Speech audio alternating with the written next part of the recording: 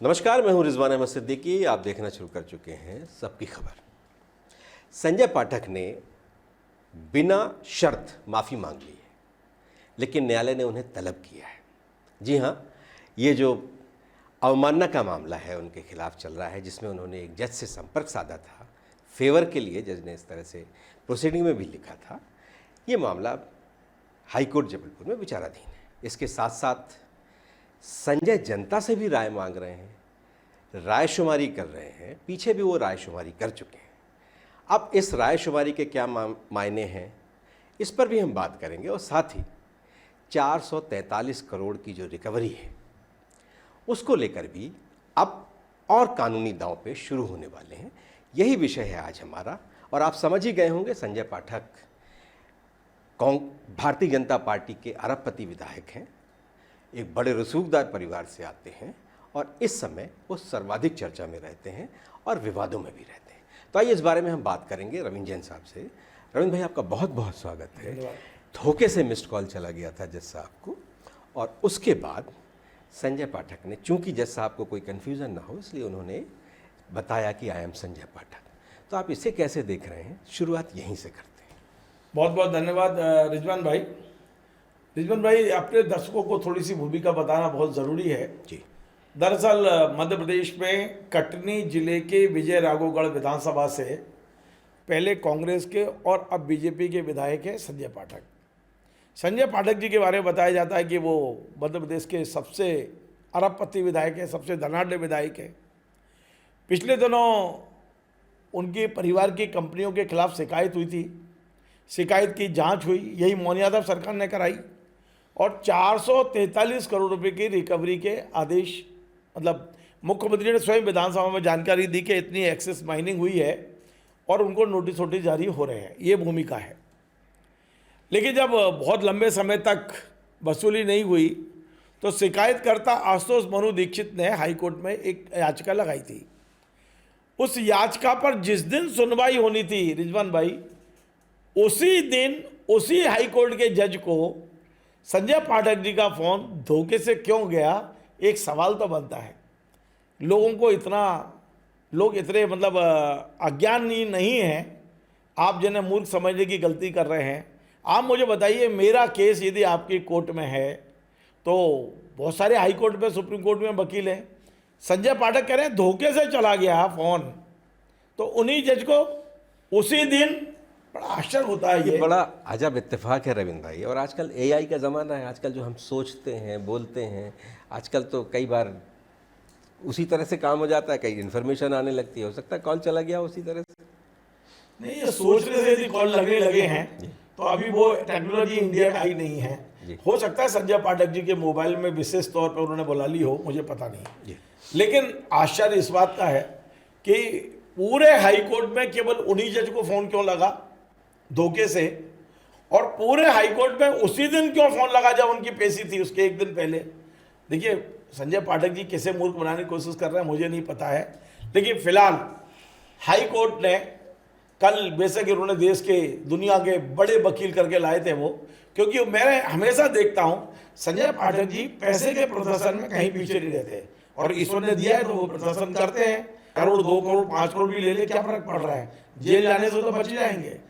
लेकिन सवाल तो वहीं के वहीं खड़ा हुआ है कि पाठक जी, आपने आखिर उन्हीं जज महोदय को फ़ोन क्यों किया, उन जस्टिस विशाल मिश्रा साहब को फ़ोन क्यों किया, उसी दिन क्यों किया, उसी दिन धोखे से उन्हीं को फ़ोन क्यों लगा, एक सवाल मेरे मन में और हर मध्य प्रदेश के 9 करोड़ जनता के मन में सवाल तो ये है ही है ना कि हुआ। फिलहाल ये मामला सुप्रीम कोर्ट में है। इसमें एक सवाल मेरे मन में है, अगर आप इसका जवाब दे सकें तो, और आप नहीं देंगे तो फिर मैं दूंगा।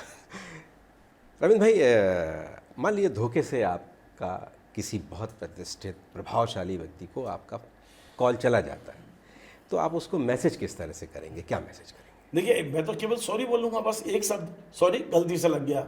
मैं ये नहीं बोलूँगा मैं रविंद्र जैन, ये नहीं बोलूँगा मैं। तो 2 गलतियाँ करी हैं उनने। पहली गलती उनने ये की है संजय पाठक जी ने कि उन्हीं जज को उसी दिन फ़ोन लगाया जब वो सुनवाई करने वाले थे, नंबर 1। नंबर 2, ये बताने की कोशिश की कि यदि आपको पास मेरा मोबाइल नंबर सेव नहीं है तो सुन लो, मैं संजय पाठक, ये भी लिख दिया उनने। और अब उसके लिए माफ़ी भी मांग रहे हो आप। सच्चाई है कि मेरे को यदि धोखे से, मान लो मैं आपका नंबर भी सेव कर रहा हूँ और धोखे से कई बार लग जाता है, लग गया तो ये नहीं लिखाया जाता कि मैं रविंद्र जैन, सबसे पहले लिखाया जाता क्षमा चाहता हूँ, भूल से घंटी बजी है। मतलब इतना तो कम से कम पहले लिखा जाना चाहिए, ना कि ये बताना चाहिए कि मैं फलाना। ठीक है, अब वो पाठक जी हैं और आरबपति विधायक है तो थोड़ा एरोगेंसी नहीं हो तो फिर काय की बात। जी जिस तरह से पाठक जी का जो जवाब आया है उसमें जो उन्होंने कहा, रविंद्र भाई अब इससे हम आगे बढ़ेंगे, उन्होंने जो कुछ कहा, लेकिन जज साहब ने जो कुछ लिखा है कि फला केस के लिए इन्होंने मुझे अप्रोच किया, तो जाहिर है संपर्क साधा है तो उसमें आई एम संजय पाठक से तो काम नहीं चलेगा, इसलिए कि इससे आगे की भी कोई चीज़ बताना चाहते होंगे। संपर्क साधा ये नहीं लिखा, उनका मैंने पूरा पढ़ा है जी, जस्टिस मिश्रा साहब ने लिखा है कि Approach संजय पाठक ने मुझसे संपर्क करने का प्रयास किया, अप्रोच किया है। अप्रोच किया है, ये किया है, ये बात सही है। अब देखिए सुप्रीम कोर्ट का विषय है, हम बहुत ज़्यादा गहराई में इसलिए नहीं जा रहे हैं कि अब कुछ चीज़ें हमें मध्य प्रदेश के चीफ जस्टिस आदरणीय संजीव सचदेवा जी के लिए छोड़ देना चाहिए, विनय सराफ साहब जस्टिस के लिए छोड़ देना चाहिए, निर्णय उनको करना है। भी ये विचाराधीन है ये मामला, हम तो सिर्फ ये विचार कर रहे हैं कि भाई इतनी बड़ी गलती हो गई तो एक सहज रूप से आदमी ये लिख देता कि भाई भूल से चला गया, घंटी चली गई है, क्षमा चाहता हूँ, बात खत्म हो जाती मेरे ख्याल है। लेकिन आपने ये लिख के उस बात को बढ़ा दिया कि मैं संजय पाठक। ये जो एक एक्सेस माइनिंग का जो मसला है, जो दो जगह तो विचार में है, चर्चा में है, एक न्यायालय में, दूसरा कलेक्टर न्यायालय में, दोनों जगह ये विचार में है और इस पर कलेक्टर की भी जो कार्रवाइयाँ हैं वो अंतिम उसमें पहुंच चुकी हैं। अब आप इसको कैसे देख रहे हैं, आगे क्या होने वाला है? देखिए ये बहुत गंभीर मामला है और ये मध्य प्रदेश के मतलब भारतीय जनता पार्टी के सत्तारूढ़ पार्टी के एक जिम्मेदार विधायक के परिवार की कंपनियां किस तरह लूट मचाए हुए हैं, चोरी कर रही हैं। मैं शब्द बोल रहा हूं, आपको यदि मेरे ऊपर वाहनानी करनी है तो आप शौक से करिए। आपके परिवार की कंपनियां लूट कर रही हैं, चोरी कर रही हैं, डकैती डाल रही हैं। और यदि आशुतोष मनु दीक्षित नहीं होते तो ये पैसा तो आप डकार चुके थे। वो तो आशुतोष मनु दीक्षित का मध्य प्रदेश सरकार को, मध्य प्रदेश की जनता को अभिनंदन करना चाहिए कि उनके पास में सारी डिटेल थी। अभी 2 दिन पहले रिजवान भाई मेरी आशुतोष मनु दीक्षित से बात हुई और उन्होंने जो जानकारी बताई है उसने मेरे दिमाग को हिला के रख दिया। उनका कहना है कि उन्होंने जब जनवरी में शिकायत की 2025 में, मूल शिकायत उन्होंने की थी ईओडब्ल्यू में, लेकिन ईओडब्ल्यू ने उस शिकायत को भेज दिया खनिज विभाग को कि भाई ये एक्सेस माइनिंग हो रही है और बड़ी तादाद में हो रही है। उनने अपनी शिकायत में 1000 करोड़ का उल्लेख किया था, लेकिन जो खनिज विभाग ने जांच की है रिजवान भाई, उनने इंची टेप नहीं लिया है, उनने जियो मैप नहीं किया है, उनने सिर्फ और सिर्फ वो कागज मांगे थे कि आपकी टीपी कितनी जारी हुई है और आपकी बिलिंग कितनी हुई है। केवल उन कागज के आधार पर ही और आपका माइनिंग प्लान क्या है, माइनिंग प्लान क्या है, ये उन कागज के आधार पर ही 443 करोड़ की रिकवरी है। यदि वो नपती हो जाए ना खदानों की लंबाई, गहराई, मोटाई, ये सब हो जाए ना, तो ये कितना बड़ा घोटाला है आप अंदाज नहीं लगा सकते। तो आशुतोष मनु दीक्षित ने मुझे बताया कि ये केवल इस आधार पर हुआ है। अब आप देखिए कि खनिज विभाग ने जांच की है, खनिज विभाग ने 443 करोड़ की रिकवरी निकाल दी। स्वयं मध्य प्रदेश के मुख्यमंत्री डॉक्टर मोहन यादव ने विधानसभा में जानकारी दी, लेकिन अब उस मुद्दे को इतना टाइम हो गया है और हाई कोर्ट में जाते हैं तो आप हाई कोर्ट जज को प्रभावित करने की कोशिश करते हैं। पहली बार रिजवान भाई आप समझिए, पहली बार सत्तारूढ़ पार्टी के विधायक होने के नाते आप चोरी, डकैती, झूठ, फरेब, एक्सेस माइनिंग सब में आपके परिवार की कंपनियां इन्वॉल्व हैं। साहब ने दिख रहा है, मैं नहीं बोल रहा हूं, विधानसभा में जवाब आया है। फिर आप बेशर्मी से, मैं कह रहा हूं बेशर्मी से आप हाई कोर्ट में प्रभावित करने की कोशिश करते हैं, वहां फंस जाते हो आप। और अब कलेक्टर साहब लगातार आपको नोटिस दे रहे हैं कि भाई आपको इसका क्या करना है, तो आप उसका जवाब नहीं दे रहे हो। मुझे लगता है कि यदि आने वाले 15 दिन 20 दिन, वो मैं समझता हूं अप्रैल के एंड तक, यदि जबलपुर कलेक्टर ने वसूली का नोटिस जारी नहीं किया अमाउंट के साथ, तो रिजवान भाई मेरी जानकारी के अनुसार ये मामला सुप्रीम कोर्ट पहुंच जाएगा। ये जो आदेश जारी हुआ है वसूली का, वो सुप्रीम कोर्ट के ही एक आदेश के आधार पर हुआ है। सुप्रीम कोर्ट ने गाइडलाइन तय कर दी है, एक्सिस माइनिंग का पूरा के पूरा उन्होंने एक स्ट्रक्चर तय कर दिया है कि आपको किस तरह से इसकी वसूली करनी है। यदि मध्य प्रदेश सरकार, मध्य प्रदेश खनिज विभाग, मध्य प्रदेश जबलपुर के कलेक्टर अपने कर्तव्यों का पालन करने में राजनीतिक दबाव में काम नहीं करते हैं तो अब उन्हें सुप्रीम कोर्ट में खड़े होने के लिए तैयार होना चाहिए। मुझे लग रहा है कि मई तक ये मामला सुप्रीम कोर्ट की चौखट में पहुंचने वाला है और संजय पाठक जी कितने भी पैंतरे अपना लें, हाई कोर्ट, सुप्रीम कोर्ट या, लेकिन उन्हें ये पैसा जमा करना ही होगा। जितना लेट करेंगे उतना फाइन बढ़ रहा है, उतना ब्याज बढ़ रहा है, उतना जीएसटी बढ़ रहा है। जी रंजीत भाई, ये मामले तो उनके परिवार के व्यावसायिक हितों से जुड़े हुए हैं। उस व्यवसाय में की गई जो है अनियमितता उससे संबंधित है, लेकिन एक उनका राजनीतिक एक रायशुमारी अब वो कर रहे हैं। उन्होंने कहा 51% अगर वोट उन्हें नहीं मिले तो वो वापस चले जाएंगे, कुछ इस तरह का उन्होंने एक पीछे भी उन्होंने इस तरह का वो किया था और उसमें आप भी गए थे वहाँ तक, गुजरावगढ़ तक। मैं इत्तेफाक से नहीं गया था। मैं ये कहूँ कि मुझे उनकी ये जो रायशुमारी है मैं उससे उस समय भी सहमत नहीं था, तो मैं नहीं गया था। आप अब इस रायशुमारी को कैसे देखते हैं? दरअसल अपने दर्शकों को बता दूं, संजय पाठक जी ने 2023 में चुनाव से पहले अपने विधानसभा क्षेत्र में एक प्रयोग किया था। प्रयोग ये किया था कि 2023 चुनाव में जाने से पहले वे चेक करना चाहते थे कि वाकई उनका जनाधार अभी बना हुआ है या खिसक चुका है। तो उन्होंने खुद चुनाव अधिकारी बनाए और उनने पूरे विधानसभा क्षेत्र में अपने वोट डलवाए। एक था खाली और एक था संजय पाठक, और उनको उस समय शायद 75-76% वोट मिले थे। मैं उसमें गया था। रिजवान भाई, हमारा और आप, हम लोग सब इंसान हैं, और यदि आपको कहा जाए कि आज आपके मोहल्ले में एक तमाशा हो रहा है तो आपकी इच्छा हो जाएगी कि यार तमाशा देखना चाहिए। मैं भी एक तमाशा देखने ही गया था। मैं इसे तमाशा इसलिए कह रहा हूँ रिजवान भाई कि आप मुझे ये बताइए कि जो चुनाव कराएगा, जो चुनाव करा रहा है वो भी तुम्हारा व्यक्ति है, वोट तुम छपवा रहे हो, पेटियां तुम बनवा रहे हो और वोटों की गिनती तुम्हारे लोग कर रहे हैं, तो फिर तुम्हारे मन में जितना उतना वोट अपने नाम कर लो, 90%, 99% कर लो, क्या फर्क पड़ रहा है। दरअसल 2023 में संजय पाठक की टिकट खतरे में पड़ी थी और वो भारतीय जनता पार्टी पर कोई दबाव बनाना चाहते थे कि देखिए मेरा कितना जनाधार है, और वो दिखाने के लिए उन्होंने ये सारा की सारा तमाशा किया था जो मुझे बताया गया बाद में। अब वो तमाशा हुआ और ये अरबपति विधायक तमाम सारे पर्दे के पीछे गुड़ा भाग चलते हैं, तमाम सारी राजनीतिक उठापटक चलती है, और सहयोग से, सौभाग्य से संजय पाठक जी को 2023 का वो भी मिल गया टिकट और वो चुनाव भी जीते। मैं उन्हें बधाई देता हूँ। अब उन्हें एक नया सिगूपा छोड़ा है।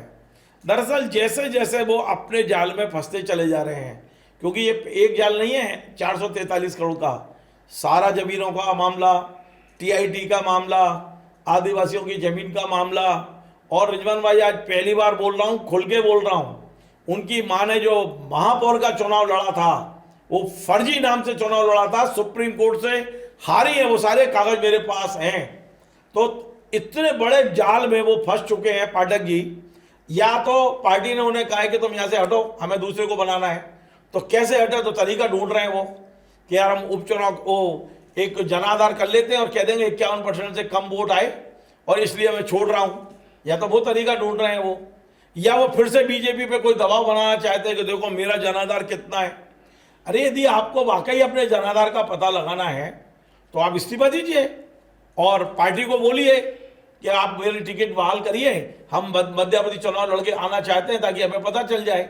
ये ड्रामे से कुछ नहीं होगा। यदि वास्तव में आपको जनता के बीच अपनी ताकत का एहसास कराना है तो फिर वो चुनाव आयोग जब चुनाव कराएगा तभी असली। हालांकि आजकल तो चुनाव आयोग की स्थिति भी आपको पता है, हमें उस पर बहुत ज़्यादा लंबा नहीं जाना है। लोग तो चुनाव आयोग की छवि जितनी अभी गिरी है पिछले 1-1.5 साल में, छवि खराब होगी पूरी चुनाव आयोग की। और ये तो फिर संजय पाठक का खुद का चुनाव आयोग होगा, तो वो 51% छोड़िए, 91% वोट आएंगे, देख लेना आप। वो 91% से कम वोट नहीं आने वाले। हम तो पहले से बता देते हैं कि लगभग 91%, क्योंकि आपको करना है तय। आप तय कर लेना 83%, आप तय कर लेना 76%, जो आप तय करोगे वो हो जाएगा उसमें। बिल्कुल चुनाव आयोग में। लेकिन रिजवान भाई एक बहुत महत्वपूर्ण बात बता रहा हूँ, भारतीय जनता पार्टी के प्रदेश अध्यक्ष हेमंत खंडेलवाल और मध्य प्रदेश के मुख्यमंत्री मोहन यादव को संजय पाठक जी की इन हरकतों पर संज्ञान लेना चाहिए, क्योंकि वे इस तरह की हरकतें करके मध्य प्रदेश भारतीय जनता पार्टी के दूसरे विधायकों के सामने अनावश्यक संकट खड़ा करते हैं। आज यदि वो मध्यावधि चुनाव अपने यहाँ कराते हैं, वे खुद ही करा रहे हैं, तो यह नैतिक दबाव दूसरे विधायकों पर नहीं आता है क्या? क्या ये हम लोकतंत्र का मजाक नहीं उड़ा रहे हैं? जनता ने आपको 5 साल के लिए चुन दिया है और अभी आपको वापस लाने की कोई प्रक्रिया नहीं है, तो आप क्यों ये सारा ढकोसला और ड्रामा कर रहे हो? आपकी छवि का मूल्यांकन करना है तो वो कोर्ट कर रहा है। आप देख रहे हो कि पूरी जनता में खुद मुख्यमंत्री ने आपकी छवि का मूल्यांकन कर दिया, हाउस में खड़े होकर बोल दिया कि उनके परिवार की कंपनियों ने 443 करोड़ रुपए की चोरी की है। तो जब मूल्यांकन आपकी सरकार ही आपका कर रही है, तो आप कहाँ जनता के बीच में जाने का ढकोसला कर रहे हो? बिल्कुल, मूल्यांकन एक और मामले में उन्होंने एक आपराधिक मामले में भी विधानसभा में प्रश्न लगाया था, उसमें भी सरकार ने उनके खिलाफ बहुत कुछ कहा था। देखिए, वो अपने जाल में खुद फंसते हैं। संजय पाठक का कोई दुश्मन नहीं है मध्य प्रदेश में। संजय पाठक का कोई दुश्मन यदि मध्य प्रदेश में है तो स्वयं संजय पाठक। बिल्कुल रविंद्र भाई, जिस तरह से आप कह रहे थे, चुनाव आयोग में तो होड़ मची है बदनाम होने की। चुनाव आयोग बदनाम, कितना ज़्यादा बदनाम हो सकता है, चुनाव आयोग खुद तय नहीं कर पा रहा है। लेकिन रायशुमारी एक ऐसी चीज़ है कि जनता, आप अकाउंटेबिलिटी है आपकी, आप जनता के बीच में जाएं, जनता से पूछें कि भाई मेरा काम कैसा है, क्या है, यही तो है। तो आपको नहीं लगता कि ये एक आदर्श वाली स्थिति है? वैसे जो आपके सिवनी के विधायक हैं वो, आप तो एक काम करना, जी हेमंत खंडेलवाल जी का इंटरव्यू कर लो जी। ये आदर्श केवल विजय राघवगढ़ के लिए क्यों, और एक ऐसे व्यक्ति के लिए क्यों जिसने 1000 करोड़ की जमीन 80 करोड़ में खरीदी है, जिसकी मां ने नकली नाम से चुनाव लड़ा है, जिस पर चोरी के आरोप लगे हुए हैं, जिसने आदिवासियों के नाम पर जमीनों में फर्जीवाड़ा किया है, उसी को सारा के सारा आदर्श दिख रहा है। वही जनाधार की बात क्यों कर रहा है? नहीं, वो आप मुझे बताइए, ये तमाम टीआईटी की जमीनें आपने खरीद ली हैं, आपने करोड़ों रुपए के घपले घोटाले करके आज अपना वो क्या कह सकते हैं उसको, कौन सी खाल ओढ़ के आप शेर बनने की कोशिश कर रहे हो आप? मतलब 100 चूहे खाए बिल्ली हज को चली, तो ये तो उस तरह की बातें हो रही हैं। संजय पाठक जी को कायदे से करना है तो आप सरकार का पैसा सरकार को दो, आप संकल्प करिए, पब्लिक के बीच में खड़े होकर संकल्प करिए, आज के बाद मेरे परिवार की कंपनियां कोई फर्जी काम नहीं करेंगी। करिए, संकल्प करना है तो करिए कि आदिवासियों के नाम जो 1000 एकड़ जमीन खरीदी गई है वो मैं आदिवासियों को वापस करता हूं। करिए घोषणा, आप करिए कि मेरे पिताजी ने सुधार न्यास के लिए जो योजनाएं बनाई थी, जो जमीन धोखाधड़ी से मैंने खरीद ली है, वो जमीनें मैं वापस करता हूं। है हिम्मत, करिए आप कि 443 करोड़ रुपए की जो चोरी मेरे परिवार की कंपनियों ने की है, मैं ब्याज सहित उस पैसे को तत्काल सरकार के खजाने में जमा करता हूं। करिए ना घोषणा। ये ना करके आप ढकोसला करते हो कि मैं तो अपना जनाधार का मूल्यांकन कर रहा हूं। रविंद्र भाई, उन्हें सियासत विरासत में मिली है। उनके दादाजी भी सियासत में थे, उनके पिता भी सियासत में थे, बड़े पद पर थे, कैबिनेट मंत्री भी थे, और आप कह रहे थे कि इस्तीफा दो और चुनाव लड़ो। तो संजय पाठक एक बार ऐसा भी कर चुके हैं, उन्होंने इस्तीफा दिया था, अपने लोगों से, अपने मित्रों से, साथियों से, अपने मतदाताओं से बातचीत की कि मुझे क्या करना चाहिए, चुनाव लड़ना चाहिए क्या। फिर उन्होंने कांग्रेस पार्टी छोड़ दी और चुनाव लड़े। अच्छे वोटों से ये नैतिकता की बात नहीं है जी। उनका दिल दल सब बदला, फिर तो वो तो मजबूरी थी, वो तो बहुत लोगों ने किया। निर्मला सप्रे तो अभी भी नहीं, निर्मला को छोड़िए आप, मध्य प्रदेश में कम से कम 30 से ज्यादा विधायकों ने किया। उन्होंने संजय, जब आप अपनी पार्टी छोड़ रहे हैं, अपनी जिस पार्टी को आप मां कहते थे, मैंने पीसीसी पे दरवाजे पे देखा है चिल्लाते हुए, इसकी शुरुआत फाड़ के चिल्लाते थे कि कांग्रेस मेरी मां है। जब आप अपनी मां से गद्दारी करके दूसरी मां के पास बैठे थे तो आपकी मजबूरी थी वो चुनाव लड़ना। वो कोई उन्होंने नैतिकता के आधार पर नहीं लड़ा। क्षमा करना रिजवान भाई, आपके वो लंगोटिया यार हैं, हो सकता है आपको बुरा लग रहा हो, आपके मित्र हैं, आपके मोहल्ले के हैं, लेकिन सच है वो सच है। हाँ, मैंने उन्हें चुनाव लड़ते देखा। देखिए, मैंने तो संजय पाठक जी को, आपको मालूम है, मैंने जितनी खबरें बनाई, कई बार मैंने उनसे कहा है कि वो आके कि आप आए, अपना पक्ष रखे। वो नहीं रखते तो मैं क्या करूं, और जो सामने दिख रहा है उस पर खबर बनाते हैं। बिल्कुल रविंद्र भाई, बहुत महत्वपूर्ण बातें थीं ये, जो आज करनी ज़रूरी थी, हमने की, और आपने बहुत महत्वपूर्ण जानकारियाँ साझा की हैं। आपका बहुत बहुत धन्यवाद। तो संजय पाठक फिर रायशुमारी के लिए जनता के बीच में है। न्यायालय में क्या होगा, उसकी तारीख लग गई है, अगली तारीख, उसमें क्या होगा, उन्हें फिजिकली रूप से न्यायालय में उपस्थित होना होगा। अब उनकी क्षमा को जज स्वीकार करते हैं या क्षमा से आगे की भी कोई कहानी होती है। रिकवरी का क्या होगा, ये तो बहुत हद तक रविंद्र भाई दावा करते ही हैं लगातार कि वो पैसे जमा करने ही पड़ेंगे। लेकिन अब रायशुमारी एक बहुत महत्वपूर्ण मुद्दा है। आप जनप्रतिनिधि हैं और जनता के बीच में आप क्या काम करते हैं, तो जनता की राय लेनी चाहिए। जनता की राय कैसे लेना है, इस तरह के मतदान करके लेना है या समय समय पर अपने कार्यों का खुद मूल्यांकन करना है, अपने लोगों से मूल्यांकन कराना है, ऐसे बहुत तरीके हैं। हेमंत खंडेलवाल जब से अध्यक्ष बने हो, कई तरह के उन्होंने आदर्श स्थापित किए हैं भारतीय जनता पार्टी के अध्यक्ष बनने के बाद। जैसे वो टोल तो देते ही नहीं है, देते हैं लगातार, टोल में अपना पास कार्ड नहीं दिखाते विधायक का न सांसद का, वो टोल ज़रूर देते हैं, उस कतार का हिस्सा नहीं बनते और अपना फास्टैग से आगे बढ़ जाते हैं। इसके अलावा भी उन्होंने कई तरह के आदर्श स्थापित किए हैं, सादगी से रहते हैं। वहीं संजय पाठक भी रायशुमारी में जा रहे हैं, तो ये पार्टी के लिए एक उदाहरण भी है कि इस तरह की जनप्रतिनिधियों पर एक दबाव बने, रायशुमारी हो। अगर संजय पाठक की ये पहल बेहतर है तो संगठन को, मुख्यमंत्री को, सबको, अपने विधायकों को जिस तरह से वो अपने लेखा जोखा देते हैं, उन्हें क्या कमाया, क्या पाया, क्या संपत्ति है उसकी, इसी तरह से इस तरह का लेखा जोखा साल में एक बार पार्टी खुद से कर दे, अपनी तरफ से एक नई लोकतांत्रिक प्रक्रिया कर दे। और संजय पाठक जिस तरह से रायशुमारी कर रहे हैं, हर विधायक को करना चाहिए, जैसे रविंद्र भाई कर रहे हैं, दबाव बढ़ सकता है। लेकिन आप जनप्रतिनिधि हैं, जनता के लिए काम करते हैं, जनता से चुन के आए हैं, वोट मांगा है आपने, बड़ी बड़ी बातें की हैं जनता से, और आप क्या कर पाए क्या नहीं कर पाए, तो हर विधायक को ये करना चाहिए। और संजय पाठक ने एक रास्ता खोला है, देखते हैं भारतीय जनता पार्टी संजय पाठक की इस रायशुमारी को अपनाती है या इसके अलावा कोई और अलग राय रखती है। अगर आपको हमारे ये कार्यक्रम पसंद आए तो इसे आप लाइक कीजिए, कमेंट कीजिए, शेयर कीजिए और हमारे चैनल को सब्सक्राइब अवश्य कीजिए। धन्यवाद। Join the next be the best, Bundelkhand का सबसे विशाल और आधुनिक विश्वविद्यालय ज्ञानवीर यूनिवर्सिटी। ये सिर्फ एक यूनिवर्सिटी नहीं, ये है आपके सपनों का लॉन्च पैड। यहाँ मिले आपको smart classrooms, modern campus, updated labs और एक्सपीरियंस्ड फैकल्टी। हर स्टूडेंट को मिलता